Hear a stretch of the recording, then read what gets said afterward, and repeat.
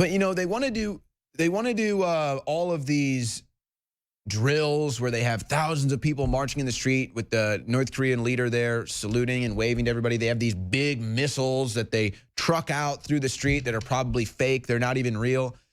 Is that how out of touch with reality Kim Jong-un and these people really are? I feel bad for the oppressed people of the North Korean regime, but is that how out of touch with reality that they are? They have cardboard signs. They have all of these elaborate displays that are 50 years past. Nobody has crazy displays like that every year, except, as far as I'm concerned, North Korea and perhaps China as well. However, I don't think China is bluffing. I don't think China marches fake weaponry out during these marches. Maybe they do, maybe they don't. But should California start panicking? Is this a real issue for California? They don't care about Fukushima. Would they care about World War III? I'm not too sure about that. These are the same people that elect Nancy Pelosi and Maxine Waters over and over again. But here you go again with China looking like they're cooperating with the United States. United States official with eye on North Korea, China puts bombers on high alert. So it's not just the United States that is considering aircraft in the area or that has aircraft in the area. China is also putting their bombers on high alert.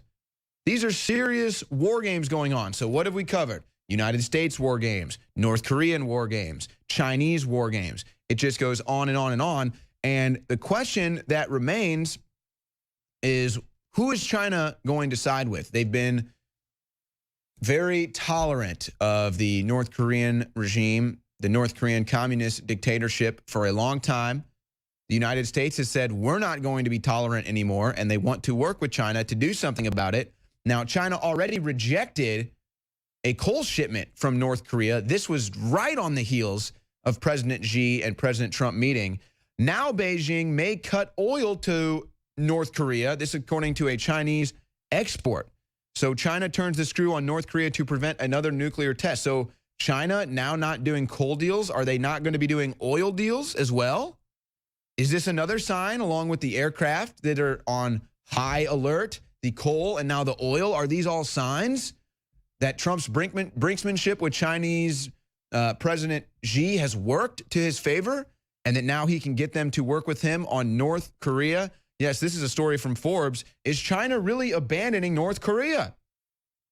Many people say it's China that has been the, how would you say it, country that has allowed North Korea to get to the point where it's at. China is right there. China is the superpower of that region. And North Korea has just been able to operate freely. Kim Jong-un, the dictatorship, maybe finally it looks like China is going to do something about it because Donald Trump said, I want to do something about it. And in order to make deals with you in the future, I'd like to make a deal right now with North Korea. And it appears as though that might be going on. But of course, folks, it is still early. More war games from China. China tests missiles on deadly new destroyer ship near North Korea as it warns it's getting troops battle ready. Well, that's right. China has already sent 100,000 troops to the border. I think that number was 100,000. China sends 100,000 troops to the border. China rejects North Korea's coal. China says we're not going to do oil deals with North Korea anymore. Now they're testing missiles on a destroyer ship that is near North Korea and has troops battle ready. Battle ready for what? To take down the North Korean dictator or to defend the North Korean dictator? I guess that's the question. But right now, I would say that signs point to China working with the United States to end the communist regime in North Korea. So again, more war games here from China as they're testing missiles and getting troops ready. Russia, and here comes Russia to enter the picture. Russia moves troops, helicopters, and armored vehicles to its border with North Korea as Putin braces for war. Footage allegedly shows a mass military mobilization about 11 miles from its border with North Korea. Now, they've been doing this on their border, which would be close to Alaska as well. But again, so now you've got China putting pressure on North Korea, and you also have Russia putting pressure on North Korea. Now, this is interesting considering right now I don't think the United States and Russia are getting along. Of course, this is according to Trump and Tillerson. But could they maybe find equal ground or common ground in the desire to remove the oppressive dictator Kim Jong-un from power in North Korea? So maybe Russia looks past Syria for now. Maybe there was brinksmanship in Syria. Maybe it was just a test for something more. But it does look like even Russia is getting involved into the war games with the United States, China, and North Korea. Now, taking things to another level, Russia claims it can wipe out entire U.S. Navy with a single electronic bomb in bizarre propaganda report. Russian news report claims the electronic signal jamming weapon can render planes, ships, and missiles useless. Of course, this is state-funded media out of Russia. You can choose whether to trust it or not. But they claim that with this new technology, they can just take down a plane, take out a ship, and any of the United States advanced weaponry that might be on those types of crafts, whether it be on the sea or in the air, would be rendered useless. Of course, it was a big problem at one time, our electric grid and the threat of an EMP strike, but that seems to have entered the back burner. But I wonder how much veracity they actually take this claim that Russia has an electronic bomb that can take out a United States Air Force, battalion or a Navy ship or anything like that. I wonder if they take that seriously, if that's Russia bluffing. I'm not sure. Here we go again, though. More out of Russia. Russian bombers again fly near Alaska for the second consecutive night. Russia flew 2 long-range bombers off the coast of Alaska, and they were within 36 miles of the mainland. And these were 2 nuclear-capable Tu-95 bombers, and they were spotted by U.S. military. So more war games coming out of Russia.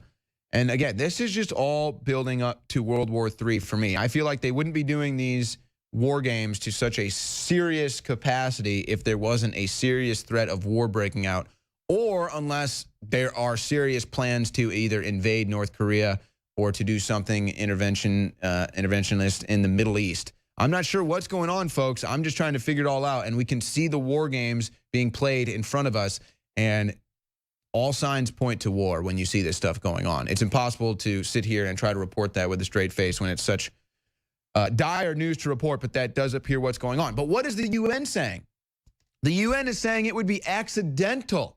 Risk of accidental nuclear war growing, according to the UN. And they're trying to make this claim that basically because of all these nuclear arsenals, because of the threat of nuclear war, because everybody is sitting on their heels worried about it right now, that is what could lead to nuclear war. Either a missed report via some cyber hack or this, that, or the other thing, somebody being confused about maybe this was launched, maybe it wasn't, and then nuclear war gets launched accidentally, according to the UN. Apparently, everybody is so scared right now. That's why I'm calling it war chicken. It's war chicken that's going on right now. But of course, Bill Gates, he's ready, folks. Bill Gates says terrorists could wipe out 30 million people by weaponizing a disease such as smallpox. Hold that picture right there. Yeah. Let me just ask, what kind of a terrorist, in fact, let's not even use the word terrorist, what human being, what individual would have the capacity to actually make or weaponize a disease? What kind of a tech genius or tech mogul or someone who has a technology in everybody's homes, who would have that capability? Who would have the capability to wipe out 30 million people with some hyper advanced weaponized disease? I don't know, Bill Gates. I have no idea, Bill Gates. Who would have that capability? We'll be right back. Welcome, everybody. This is Wardo Rants. There's no way of verifying this at this point, but this is about painting U.S. planes in Russian colors. I would say that it's something that people better keep a good eye out for, because dirty tricks will continue, and anything to get this war going, that's what the bankers are set to do. The stories on the internet recently about American opposing force aircraft, these were Marine F-18s being painted in Russian colors, and the potential of them being used for false flag attacks in Syria. ZT looked at that story a while ago. Ian Greenhalgh, one of our military editors, examined it. We weren't able to run the story. We couldn't find any verification that the F-18s had been used in the Middle East. On the other hand, we do have reason to believe that others have done the same thing. We believe that either Israeli F-15s or other planes being flown out of Turkey have attacked Syria and have done this in false flag attacks. We believe the likelihood of that is extremely high. The Russians on 2 or more occasions have brought up that bombing attacks the U.S. has referred to as war crimes. Russia was very clear about not having planes in the area.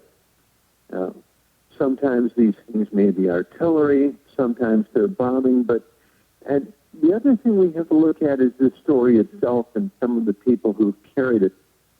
Whenever there's a story like this and a photo like this comes out, it can be an accident, sometimes it's not.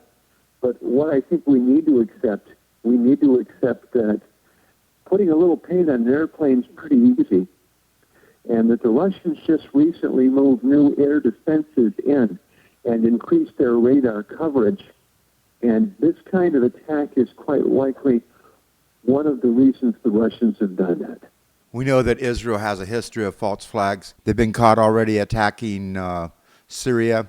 So the thing that you should be looking out for is where they're coming in from Turkey and whatnot. People keep an eye out for any of this information. So you guys follow me on Facebook, Wardo Rants, also wardorants.com, and also on Twitter. Anyway, Wardo out.